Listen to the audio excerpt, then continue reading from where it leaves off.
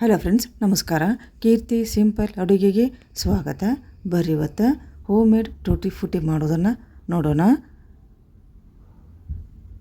ಇವಾಗ ನೋಡ್ರಿ, ಕಲ್ಲಂಗಡಿ ಹಣ್ಣಿನ ಸಿಪ್ಪಿನ ತಗೊಂಡೇನೆ ನಾನಿದೆ. ಈ ಕಲ್ಲಂಗಡಿ ಹಣ್ಣಿನ ಸಿಪ್ಪಿನ ಈ ರೀತಿ ಮ್ಯಾಗಿನ ತಿರುಳು ಇದನ್ನ ತಗೊಂಡ್ಬಿಟ್ಟು ಇದೇನು ಕಪ್ಪು ಬಾಗಿರ್ತೈತಲ್ಲ ಆ ಸಿಪ್ಪಿನ ನೀಟಾಗಿ ತಗೊಂಡ್ಬಿಡೋಣ್ರಿ. ಇದು ಕೆಂಪು ಭಾಗ ಇರ್ತೈತಿ, ಅದನ್ನು ಕೂಡ ನೀಟಾಗಿ ತಗೊಂಬಿಡೋಣ. ಬಿಳಿ ಭಾಗ ಅಷ್ಟೇ ನಮಗೆ ಬೇಕಾಗ್ತೈತಿ. ಕಲ್ಲಂಗಡಿ ಹಣ್ಣಾಗೂ ಸಿಪ್ಪಿಯಿಂದನೂ ಕೂಡ ನಾವು ಹೋಮ್ ಮೇಡ್ ಟೂಟಿ ಫುಟಿನ ಮಾಡ್ಬೋದು.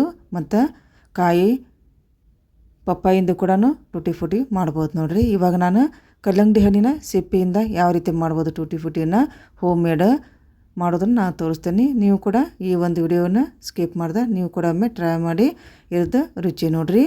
ಇದು ಕೇಕಿಗೆ ಮತ್ತು ಎದಕ್ಕಾರೆ ನೀವು ಬಳಸ್ಕೋಬೇಕಂದ್ರೂ ಇದನ್ನ ರುಚಿ ಆಕೈತೆ ನೋಡಿರಿ ಟೂಟಿ ಫುಟಿ.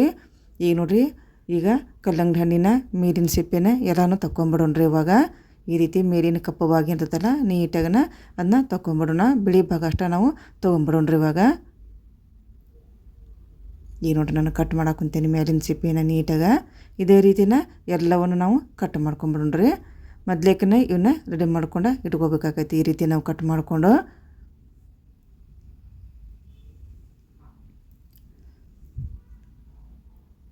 ಇವಾಗ ನೋಡಿರಿ, ಎಲ್ಲ ಸಿಪ್ಪಿನ ಮೇಲಿಂದ ತಗೊಂಡಿದ್ದು ಆಯಿತು. ಮತ್ತು ಕೆಂಪು ಭಾಗ ಅದನ್ನು ಕೂಡ ತಗೊಂಡಿದ್ದು ಆಯಿತು. ಈ ರೀತಿ ನೋಡಿರಿ, ನೀಟಾಗಿ ಒಂದು ಸ್ವಲ್ಪನೂ ಕಪ್ಪು ಭಾಗ ಇಲ್ಲದ ಎಲ್ಲನೂ ತಗೊಂಡ್ಬಿಟ್ಟೈತೆ ಅದನ್ನೀಗ.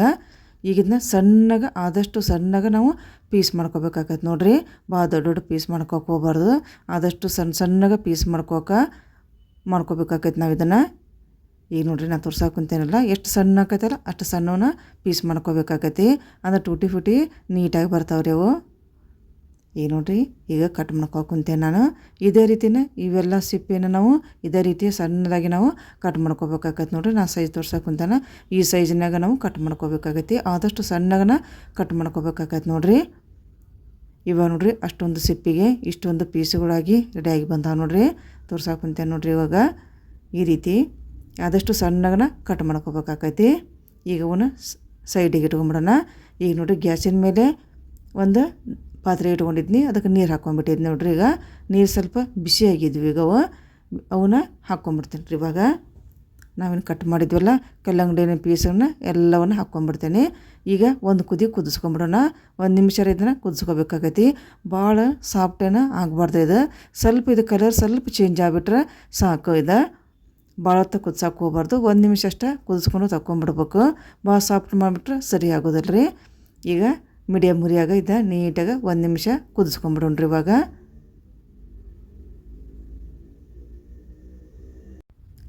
ಈಗ ನೋಡಿರಿ, ಇವಾಗ ನೀಟಾಗಿ ಕುದಿಸ್ಕೊಂಡಿದ್ದು ಆಯ್ತು. ಇವಾಗ ಕಲರ್ ಕೂಡ ಸ್ವಲ್ಪ ಚೇಂಜ್ ಆಗೈತೆ ನೋಡಿರಿ.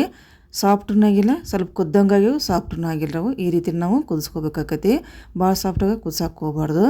ಈಗ ನೀರನ್ನು ಬಸ್ಕೊಂಡ್ಬಿಡೋಣ್ರಿ. ಇವಾಗ ಆಯಿತು, 1 ನಿಮಿಷ ಕುದಿಸ್ಕೊಂಡಿದ್ದು ಆಯ್ತಲ್ಲ, ನೀರನ್ನು ನೀಟಾಗಿ ಬಸ್ಕೊಂಡ್ಬಿಡೋಣ್ರಿ ಇದನ್ನೀಗ.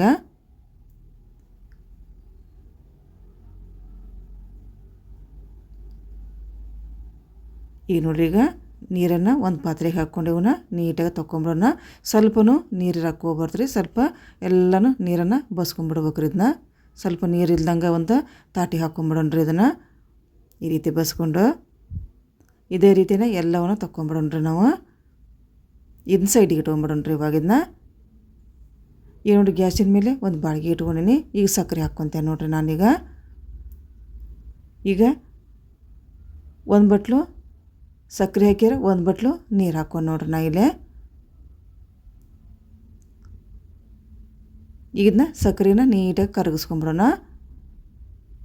ಈಗ ನಾನು ನೀಟಾಗಿ ಇದನ್ನ ಒಂದೇಳಿ ಪಾಕ ಬರೋ ತನಕ ಕುದಿಸ್ಕೊಂಬಿಡ್ತೇನೆ ರೀ. ಈಗ ಸ್ವಲ್ಪ ಒಂದೇಳಿ ಪಾಕ ಬರಬೇಕ್ರಿ ಇದು.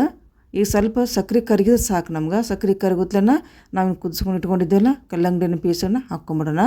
ಇದು ಕಲ್ಲಂಗಡಿನ ಪೀಸ್ ಹಾಕಿದ ಮೇಲೆ ಒಂದೇಳಿ ಪಾಕ ಬರ್ಬೇಕ್ರಿ ಅದು. ಅಲ್ಲಿ ತನಕ ನಾವು ಇದನ್ನ ಕುದಿಸ್ಕೋಬೇಕಾಗತ್ತೆ ರೀ. ಕಲ್ಲಂಗಡಿ ಹಣ್ಣಿನ ಪೀಸ್ ಹಾಕಿದ ಮೇಲೆ ಏನೋ ಸಕ್ಕರೆ ಎಲ್ಲ ಕರಗೈತೆ ರೀ. ಇವಾಗ ನಾವೇನು ಕುದಿಸ್ಕೊಂಡು ಇಟ್ಕೊಂಡಿದ್ದಿಲ್ಲ ಕಲ್ಲಂಗಡಿ ಹಣ್ಣಿನ ಪೀಸನ್ನು ಇವಾಗ ಹಾಕ್ಕೊಂಬಿಡೋಣ್ರಿ ಇವೆಲ್ಲನ. ಇವಾಗ ಇದನ್ನ ಮೀಡಿಯಮ್ ಹುರಿಯಾಗ ಒಂದೇಳಿ ಪಾಕ ಬರ್ಬೇಕ್ರಿ ಅದು. ಅಲ್ಲಿ ತನಕ ಇದನ್ನ ಕುದಿಸ್ಕೊಂಬಿಡೋಣ್ರಿ. ಅಂದ್ರೆ ಸಕ್ಕರೆ ಪಾಕ ಹಿಡಿಬೇಕ್ರಿ ಅದು. ಕಲ್ಲಂಗಡಿ ಹಣ್ಣಿನ ಪೀಸ್ಗಳು ನೀಟಾಗಿ ಎಲ್ಲ ಸಕ್ಕರೆ ಪಾಕನ ನೀಟಾಗಿ ಅವು ಹಿಡಿಬೇಕ್ರಿ. ಅವಕ್ಕೆ ಈಗ ನೋಡ್ರಿ, ಈಗ ನೀಟಾಗಿ ಇದನ್ನ ಕುದಿಸ್ಕೊಂಬಿಡೋಣ್ರಿ. ಇವಾಗ ಒಂದು 5 ನಿಮಿಷ ಇದನ್ನ ಕುದಿಸ್ಕೋಬೇಕಾಗತ್ತೆ ನೋಡ್ರಿ ನಾವು ಈ ರೀತಿ. ಅಂದ್ರೆ ಅದು ಸಕ್ರೆ ಪಾಕ ನೀಟಾಗಿ ಹಿಡ್ಕೋಬೇಕಲ್ರಿ. ಹಿಂಗಾಗಿ ಒಂದು 5 ನಿಮಿಷ ಒಂದೆಳೆ ಪಾಕ ಬರೋ ತನಕ ಇದನ್ನು ಕುದಿಸ್ಕೊಂಬಿಡ್ರಿ. ಇವಾಗ ನೀಟಾಗಿ ಕಲರು ಕೂಡ ನೋಡ್ರಿ ಆಗಲಿ ವೈಟ್ ಇದ್ವು. ನಾವು ಒಂದು ಕುದಿ ಕುದಿಸಿದ ಮೇಲೆ ಕಲರು ಕೂಡ ಯೆಲ್ಲೋ ಕಲರ್ನ ಬಂದವು. ಈಗ ನೋಡ್ರಿ ಈಗ ನೀಟಾಗಿ ಮೀಡಿಯಮ್ ಉರಿಯಾಗಿ ಇದನ್ನು ಸ್ವಲ್ಪ ಚಮಚೆ ಬಿಡ್ಲಾರ್ದಂಗೆ ಕುದಿಸ್ಕೊಂಬಿಡ್ರಿ. ಇವಾಗ ಇನ್ನು ಆದಷ್ಟು ಆಗಾಕ ಬಂತು. ಇವಾಗ ಪಾಕ ಕೂಡ ಈ ರೀತಿ ಎಲ್ಲ ಹೀರ್ಕೊಂಡ್ಬಿಟ್ಟೈತ್ರಿ ಅದು. ಇವಾಗ ಕಲ್ಲಂಗಡಿ ಪೀಸಿಗೆ ನೀಟಾಗಿ ಈ ಕಲರ್ನು ಕೂಡ ಟ್ರಾನ್ಸ್ಪೋರ್ಟ್ ಆಗೈತೆ ನೋಡ್ರಿ. ಇವಾಗ ಈಗ ರೆಡಿ ಆಗಕ್ಕೆ ಬಂತು ನೋಡ್ರಿ. ಇವಾಗಿದೆ ಕಲರು ಕೂಡ ಮತ್ತು ನೋಡಿ ಪಾಕ ಎಲ್ಲ ಹೀರ್ಕೊಂಡ್ಬಿಟ್ಟೈತ್ರಿ. ಇವಾಗ ಈಗ ಒಂದೆಳೆ ಪಾಕನೂ ಕೂಡ ನೀಟಾಗಿ ಬಂದೈತಿ. ಈಗ ಸೈಡಿಗೆ ಇದನ್ನ ಒಂದು ಪ್ಲೇಟಿಗೆ ಹಾಕ್ಕೊಂಬಿಡೋಣ್ರಿ. ಇವಾಗ ನೀಟಾಗಿ ಬಿಸಿ ಅದೈತಿ. ಈಗ ಒಂದು 3 ಪ್ಲೇಟಿಗೆ ಹಾಕ್ಕೊಂಬಿಡೋಣ ನಾವು. ಅಂದ್ರೆ 3 ಕಲರ ಮಾಡ್ಕೋಬೇಕು. ನೀವು 4 ಕಲರ್ ಕೂಡ ನೀವು ನಿಮ್ಮ ಇಷ್ಟ ಪ್ರಕಾರ ಮಾಡ್ಕೋಬೋದು ನೋಡ್ರಿ. ಇದಾಗ ನಾನು ಇದು ಕಲರ್ ಮಿಕ್ಸ್ ಮಾಡ್ತೀನಿ, ಫುಡ್ ಕಲರ್ ಏನು ನಾ ಗ್ರೀನ್ ಕಲರ್ ಹಾಕಿ ಮಿಕ್ಸ್ ಮಾಡ್ಕೊಂಡು ಇವಾಗಲೇ. ಈಗ ಪಾಕನೂ ಕೂಡ ಚಲೋ ತಂಗ ಬಂದೈತಲ್ರಿ. ಹಿಂಗಾಗಿ ಎಲ್ಲ ಹಿಡಿತೈತೆ ಅದು ಕಲರೆಲ್ಲ. ಈಗ ನೋಡ್ರಿ ಈಗ ನಾನು ಆರೆಂಜ್ ಕಲರ್ ಹಾಕ್ತೇನೆ. ಇಲ್ಲೇ ಆರೆಂಜ್ ಕಲರ್ ಹಾಕಿ ನೀಟಾಗಿ ನಾ ಇದನ್ನ ಮಿಕ್ಸ್ ಮಾಡ್ಕೊಂಬರ್ತೇನೆ ನೋಡ್ರಿ. ಎಷ್ಟು ಸೂಪರಾಗಿನ ಕಾಣಕೊಂತ ನೋಡ್ರಿ. ಈಗ ಹಸಿರು ಕಲರ್ ಹಾಕಿದ್ನಿ. ಚಮಚೆ ಮಾತ್ರ ಬೇರೆ ಬೇರೆನ ಬಳಸ್ಕೋಬೇಕಾಗತ್ತೆ ರೀ. ಒಂದು ಚಮಚಕ್ಕೆ ಬಳಸಕ್ಕೆ ಹೋಗ್ಬಾರ್ದು, ಕಲರ್ ಮಿಕ್ಸ್ ಆಗಿಬಿಡ್ತಾವು. ಇವಾಗ ನೋಡ್ರಿ ನಾನು ಯೆಲ್ಲೋ ಕಲರ್ ಹಾಕ್ತೇನೆ. ನಾನು ಪೌಡರ್ ಕಲರ್ ತೊಗೊಂಡೇನಿಲ್ಲ, ಫುಡ್ ಕಲರ್ದಾಗ ಪೌಡರ್. ನೀವು ಲಿಕ್ವಿಡ್ ಕೂಡ ಹಾಕ್ಕೊಂಡು ಮಾಡ್ಬೋದು ನೋಡ್ರಿ. ಈಗ 3 ಕಲರನ್ನು ಕೂಡ ನಾನು ಮಾಡ್ಕೊಂಡು ನೋಡ್ರಿ. ಈಗ ನೋಡ್ರಿ ಆರೆಂಜ್ ಕಲರು ಇಲ್ಲ,